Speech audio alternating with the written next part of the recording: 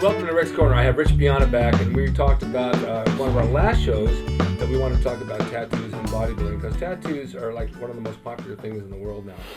Everybody has them, and my daughter has a whole slew of them, and she just went to New York and came back with a piercing in her nose, a little bull ring. Why she did that, I don't know. But I started my first tattoo. I got my first one at 50. Oh, okay. And from that point on... That was just a couple years ago? It was like, a few years ago. I actually taught myself how to do tattooing. Yeah, I know. You did some of your own. I did some of my own, and my son did this one, and someone else did this one. I bought my own equipment. I read some books. I saw tutorials, and I taught myself how to do it because I am an artist. And I did it for about 7 years. Yeah. And then I got tired of it. And I'll tell you why. Because skin, the canvas of skin changes. It changes on everybody. Mm-hmm. Everybody has a different skin, and it doesn't work on some. It works on others. Some people can take pain. They can't take pain. Some people cry. Some people don't. And it got to be overwhelming, and I was doing it here in my house, and pretty soon I had a pretty good element of people, and pretty soon the element started going downhill, and it got more and more downhill, and more gangbangers, and more, and they were all good guys, but I don't think I really wanted them in my house. Yeah. You know, I might find some matchbooks or something missing, you know, or cash, who knows. Yeah. So what's your feelings about, well, obviously you like them. Yeah, you know, people come up to me all the time and ask me, you know, they always want to know, hey, you know, I want to compete. Do you think I should get a tattoo? I want to get this and that. I think it's going to affect my placing. I don't know what to do. Mm-hmm. You have tattoos. You seem to be doing well in the industry, but they don't understand that I don't compete anymore. Right. You know, and I think the amount of tattoos I have would definitely affect my placings in shows. I mean, most definitely, I think it would. Yeah. So I think, you know, if you had as many tattoos as me, I think it would affect your placings. You know, there's the tanning stuff's out now. They will cover up the tattoos, and there are certain things that are specially made for that, you know, that do a good job, you know, but it's never going to be as good as if you didn't have any tattoos to begin with. That's true. That's very true. I did a Budweiser commercial with Louis Ferrigno, and I had tattoos, and they put a long beard on me, and they put a scar on my head, and they literally airbrushed all my tattoos out. It took about an hour and a half. Mm-hmm. And I was completely clean, and it looked really good. I mean, there was a way it can be done. Yeah. Now, on your tattoos, with your scallops here and there, they enhance your delts. Yeah, every tattoo placed on my body was put there to enhance my muscles, pretty much. And it does. Yeah. I remember when you first had them done, they weren't dark enough. You went back and made them darker. Yeah, what I did is I was still competing, and I didn't want to be, you know, it to affect my placing, so I actually had the tattoos done in a bronze. I remember that.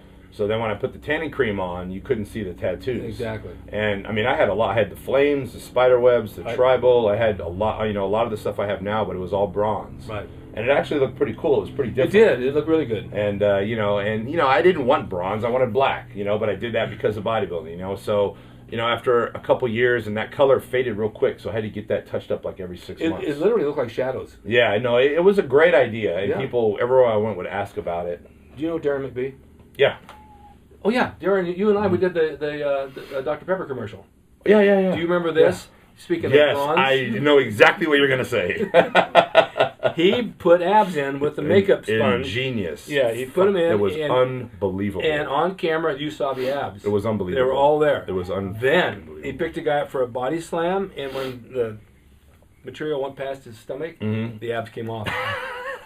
No, because this is what happened. We were on the audition together. Yeah. Me and you went in, and we did our wrestling gig together. That's right. Rick took me through the wrestling moves and showed me this, that. So we had a whole wrestling routine. Yeah, we did. We had a professional wrestling routine. So I know when we went in there, they were like, holy shit, these guys are wrestlers, you know, because you are a wrestler. Yeah. So probably if I didn't go in with you, I probably wouldn't have booked the commercial because you made me look good. Well, thank you so much. But anyway, Darren was at the audition, and I saw him with the shirt off, right? And I'm like, man, he's like kind of out of shape right now. You know, he's usually leaner and in better shape. I'm like, he's like looking not so good. You know, so I was thinking, he's probably not going to book it. You know, he has the hair and he has the look, but he wasn't really in that good a shape. Right. So I'm sitting in my trailer at the commercial, and I knew he booked it because we already went to wardrobe, and I see him walking towards my trailer, right, with the shirt off. Ripped abs. I'm like, how the hell did he get ripped abs in a week? I know. I'm like, how did that happen? Right? And he comes in, I'm like, dude, and I look, and he's like, oh, yeah, I painted him on. He goes, I did it every time I book a commercial. Yeah. He goes, it took me like 2 hours. Oh, It looked incredible. He had a system. He had a system. What he didn't realize is that we were going to be working with golfers, and they had clothes on. And so when you have to body slam or pick them up and move them around, it's like wiping everything off. Yeah. And it came off. Yeah. So he has abs, and then he doesn't have abs. That commercial was a blast. It was a lot of fun. So I mean, there's a lot of guys that do have tattoos. Some cover them. It's a new world today. You know, it's so accepted widely. But then you get someplace in the South, or maybe, you know, a small town where it's pretty conservative, and they don't like piercings, they don't like tattoos. Then it's going to go against you. Yeah. You know, that's in big cities. Yeah, I mean, I think it still definitely affects you in the work environment. You know, if you have anything on your neck or face or hands, you know, I definitely think it's going to affect you getting a job in a lot of, you know, businesses and so forth. Sure. So, I mean, it's definitely gotten better, and it's still getting better. But yeah, definitely. And as far as in the bodybuilding world, I mean, it's becoming super popular. You know, you look on stage, and there's a lot of tattoos up there now, you know. So I don't think it's really hurting people as far as the judging criteria if it's not too much. You know, but if it's to the point where your whole back is tatted out and you can't see the definition, obviously it's going to have to hurt you. You know, you see a lot of it in wrestling now. A lot of the main event guys for WWE are like The Rock. He's got a big tribal all over his shoulder and back and arm and chest. But then again, it's wrestling, so it doesn't really matter. Yeah, yeah. And Randy Orton's fully tattooed. And years ago, none of the guys were. Yeah. But it's just taken off to be a big thing. I'm now already thinking now, where could I add more? I'd like to add my forearms, because they got scarred up over the years from wrestling, and I'd take a blood thinner so they're bruised. But then I found out if I put a needle on there, it's going to bleed so much it's not going to take.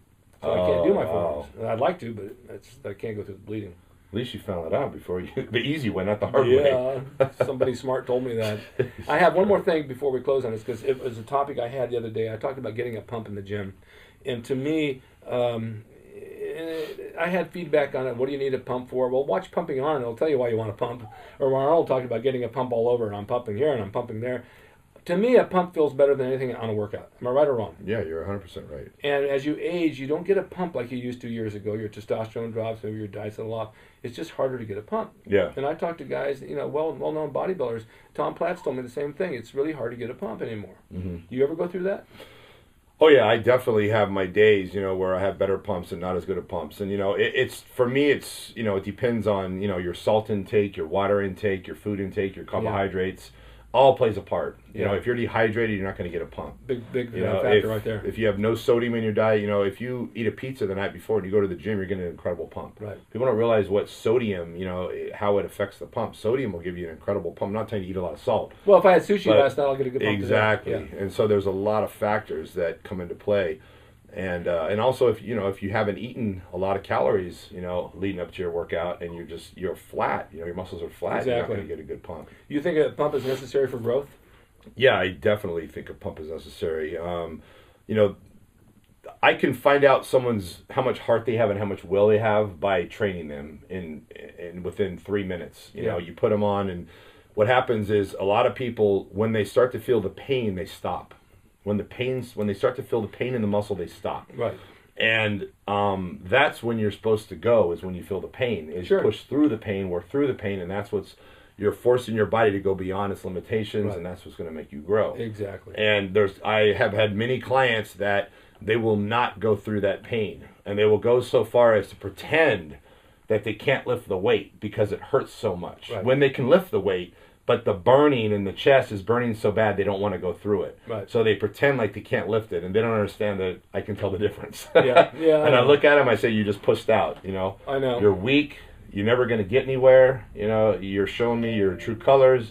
You know, you never show weakness. You know, when you're here, you should want to impress me. You should want to show me that you're willing to go through the pain, you know, that you're willing to give it everything you got. I said, you know, you shouldn't, you know, and they deny it. You know, no, I couldn't get it, and shut the The people that one of the guys wrote and said, why would you even want to get a pump at your age? Why would just work out? Why wouldn't I? If you're a bodybuilder and you know bodybuilding, you'll know why you want to pump. When people who write in and ask these questions, well, you don't need a pump and it's not for strength training. I say, you know what? We're talking about bodybuilding and why we do it and why the pump feels good, why it shoves blood into the muscle. And of course we want to do it at 50, 60, 70, 80, or 90 years old because you want that feeling all the time. Makes your muscle feel full. It makes you feel like you worked. So when you ask questions like, why would you want one? What does it do? And it's like, come on, that's stupid ass questions. Don't even ask them. Yeah, answer them yourself. The feeling when you get a pump is a euphoric, just a good overall feeling. Exactly. You just feel good, you know, and people don't understand. And that's why Arnold related, you know, the pump with coming and so forth. And when a guy gets aroused and this happens, it makes you feel just more, you know, and it's the same exact thing. It's the same feeling. It's the same. It's being, you know, being a male.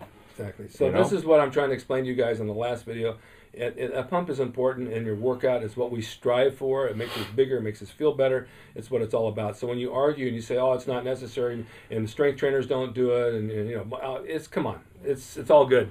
And if you're a diehard bodybuilder, you know you got to have it. Yeah, right? Definitely. All right. I want to thank you for being here. Yes, sir. Thank you much. This has been very enlightening, and now we can go and eat what we have to eat and stay big and strong. Thanks for watching, you guys. See you next time. We'll have Rich back again, and we'll do this all over again.